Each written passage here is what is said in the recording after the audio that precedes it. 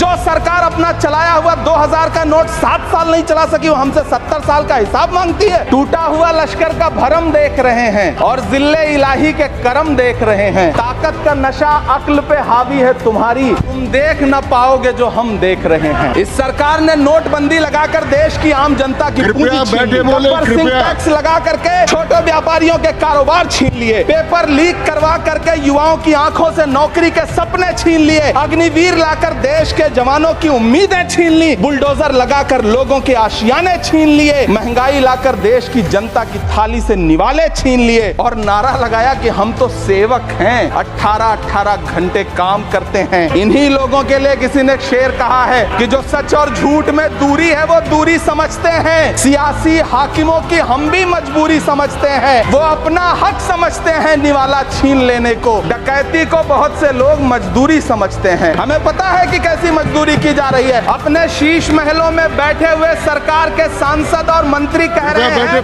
कि महंगाई कम हो रही है। संसद की कैंटीन से बाहर निकल करके एक चाय का कप खरीदिए, तब समझ में आएगा कि महंगाई कम हो रही है या बढ़ रही है। किसी एक दिन अपनी किसी मजदूर की तरह अपनी दिन भर की दिहाड़ी लेकर के बाजार जाइए और अपने बच्चों के लिए राशन खरीदिए, तब पता चलेगा कि महंगाई कम हो रही है या नहीं हो रही है। यहाँ बैठ करके बड़ी बड़ी बातें करना आसान है। मेरा बहुत भावुकता के साथ देश के प्रधानमंत्री से सवाल है कि इन उजड़ते हुए मकानों और बेघर होते हुए घरों को देख करके आपको नींद कैसे आती है, आप सो कैसे पाते हैं? मेरा सवाल है इस देश के प्रधानमंत्री से, या तो लोगों के घरों से उजाड़ना बंद करिए या फिर करोड़ों मकान बनाने की झूठी घोषणाएं करना बंद करिए।